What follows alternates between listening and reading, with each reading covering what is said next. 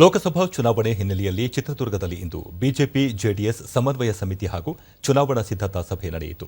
ಚಿತ್ರದುರ್ಗ ಲೋಕಸಭಾ ಕ್ಷೇತ್ರದ ಬಿಜೆಪಿ ಅಭ್ಯರ್ಥಿ ಗೋವಿಂದ ಕಾರಜೋಳ ಕಾರ್ಯಕ್ರಮಕ್ಕೆ ಚಾಲನೆ ನೀಡಿದರು.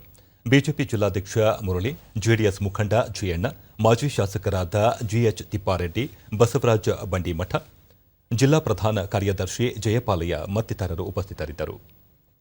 ಬಳಿಕ ಸುದ್ದಿಗಾರರೊಂದಿಗೆ ಗೋವಿಂದ ಕಾರಜೋಳ, ಮೂಲಸೌಕರ್ಯ ಸೇರಿ ಜಿಲ್ಲೆಯ ಸಮಗ್ರ ಅಭಿವೃದ್ಧಿ ಬಿಜೆಪಿಯ ಆದ್ಯತೆಯಾಗಿದೆ.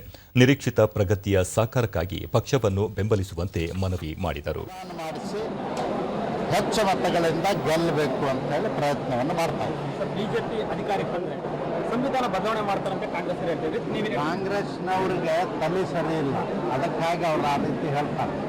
ಈ ದೇಶಕ್ಕೆ ಸ್ವಾತಂತ್ರ್ಯ ಬಂದ ನಂತರ ಡಾಕ್ಟರ್ ಬಾಬಾ ಸಾಹೇಬ್ ಅಂಬೇಡ್ಕರ್ ಬರೆದಂಥ ಸಂವಿಧಾನಕ್ಕೆ ಹೆಚ್ಚು ಗೌರವ ಬಂದದ್ದು ಮೋದಿಯವ್ರ ಕಾಲದಲ್ಲಿ.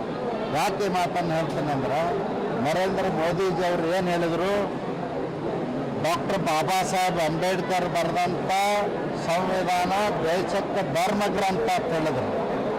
ಡಾಕ್ಟರ್ ಬಾಬಾ ಸಾಹೇಬ್ ಅಂಬೇಡ್ಕರ್ ಬರೆದಂಥ ಸಂವಿಧಾನ ಇದ್ದದ್ದರಿಂದಲೇ ನನ್ನಂಥ ಒಬ್ಬ ಸಾಮಾನ್ಯ ಮನುಷ್ಯ ಪ್ರಧಾನಮಂತ್ರಿ ಆಗಿನಂತ ಹೇಳಿದರು.